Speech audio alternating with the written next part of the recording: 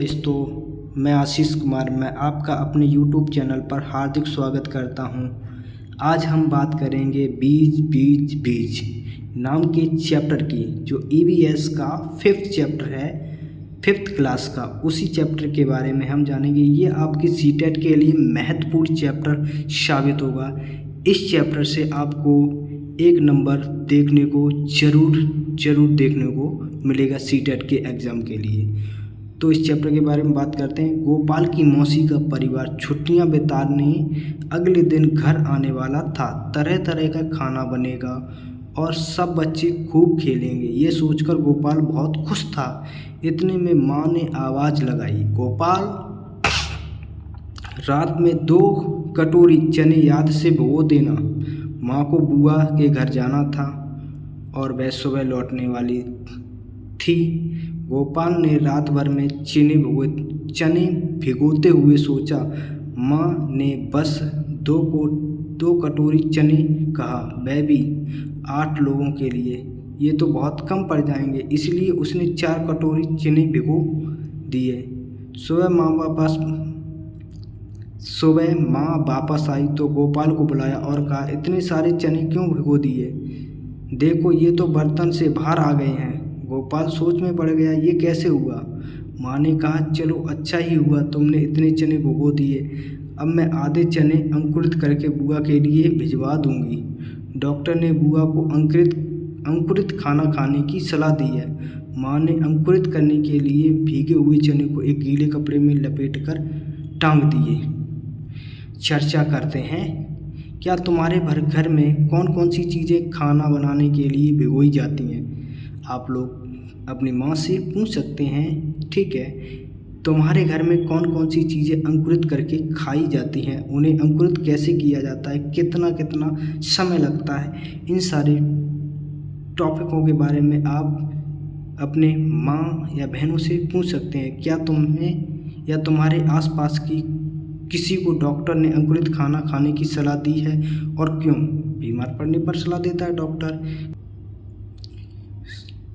साबुत मसूर के दलने में मैं दाल बनी हूँ। साबुत मसूर को दलने से मैं दाल बनी हूँ, लेकिन मुझे तुम अंकुरित नहीं कर सकते। सोचो क्यों? क्योंकि वो साबुत मसूर को दलने से क्या बन गई थी? दाल बन गई। उसके छिलका हट गया, इसलिए अब वो उसे अंकुरित नहीं कर सकते हैं। आपने अंकुरित बीज को ध्यान से देखो और इसके चित्र बनाओ।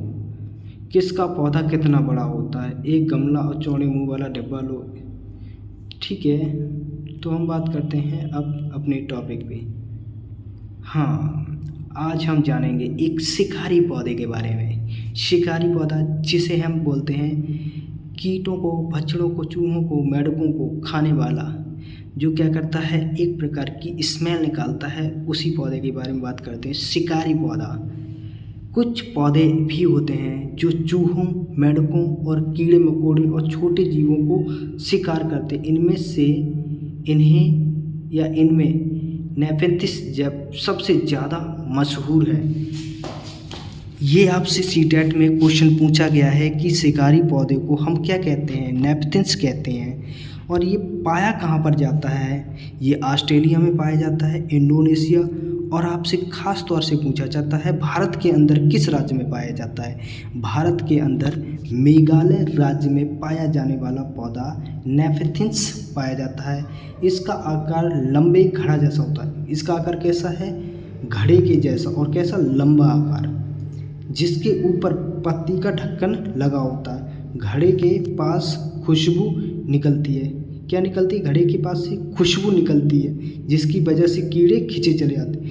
ये जो पौधा होते हैं, किस प्रकार की स्मेल क्या निकालते हैं? खुशबू निकालते, स्मेल निकालते हैं। और उस स्मेल को सूंघकर कीड़े मकोड़े जो होते हैं खींचे चले जाते हैं, और पौधे के ऊपर पहुँचते ही कीड़े अंदर फंस जाते हैं और बाहर नहीं निकल पाते हैं। देखो, ये पौधे भी शिकार करते हैं, और वह कितनी चतुराई से।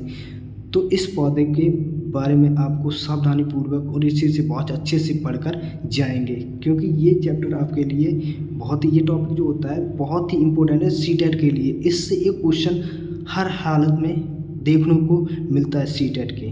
तो दूसरे टॉपिक में बात करते हैं आप घुमक्कड़ बीजों के बारे में। पौधे अपना सारी ज़िंदगी एक ही जगह पर खड़े रहते हैं। पौधे जो होते हैं, घुमक्कड़ बीज के बारे में बात करते हैं। पौधे अपनी सारी ज़िंदगी एक ही जगह पर खड़े रहते हैं, ये चलते नहीं हैं। पौधे कभी नहीं क्या नहीं करते, मूव नहीं करते हैं।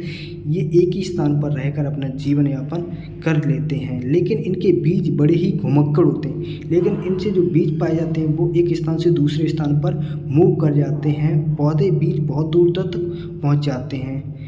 तो जैसे ही जानते हैं, चित्र वन में देखो, ये चित्र सेकंड में देखिएगा आप, ठीक है। चित्र वन में देखो, ये बीज हवा की मदद से उड़ जाते हैं। क्या तुमने कोई बीज उड़ते हुए देखा है? क्या तुम्हारे वहाँ उसे क्या कहते हैं? अनुमान लगाओ तुम्हारे बीज के समूह में कितने बीज हवा से बिखरे होंगे। चित्र को ध्यान सेकंड को देखो, यह बीज सेकंड को देखिएगा चित्र को। फिर सेकंड में बात करता है कि ये बीज हवा में तो उड़ नहीं पाता है, यह जानवरों की खाल या कपड़ों में अटक जाता है। न मुफ्त में सैर। इन बीजों को देखकर तुम्हारे मन में क्या कुछ आइडिया आया? तो पढ़ते हैं वेलक्रो की कहानी। ये पढ़ो, स्विट्ज़रलैंड में वेलक्रो का आइडिया कैसे आया।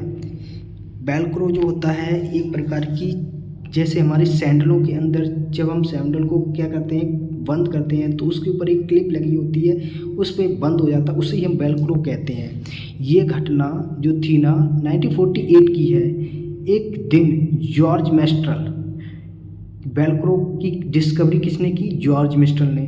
अपने कुत्ते के साथ सैर से लौटे, उन्होंने पाया कि उन बीजों पर बीज चिपके थे, बीज चिपके हैं। इन बीजों को अपने कपड़ों पर चिपका कर देखकर वह हैरान रह गए। झट से माइक्रोस्कोप निकाला, बीजों को बारीकी से देखने लगे। बीजों को छोटे छोटे हुक थे, इनकी मदद से बीज कपड़े के रेशों पर अटक गए। ये देखकर मेस्ट्रोल को आइडिया आया वेलक्रो बनाने का। वेलक्रो से दोनों सतह चिपक जाती थी और खुलने पर चर चर की आवाज़ आती थी। तुमने बस्ते, कपड़े, जूते, पट्टे आदि पर इसका इस्तेमाल देखा होगा ना। मज़ेदार किस्सा प्रकृति से प्रेरणा लेने का। तो बस आज का चैप्टर हमारे लिए इतना ही था। तो मैं आपसे निवेदन करता हूँ कि आप हमारे चैनल को सब्सक्राइब करिएगा और लाइक करिएगा और साथ में शेयर करिएगा। तो आज के लिए हम आपसे विदा लेते हैं। तो कल मिलते हैं एक नए टॉपिक के साथ और इसी चैप्टर को आगे कंटिन्यू करेंगे। इस चैप्टर के अंदर कुछ थोड़ा सा छूट गया है, उस चैप्टर को आगे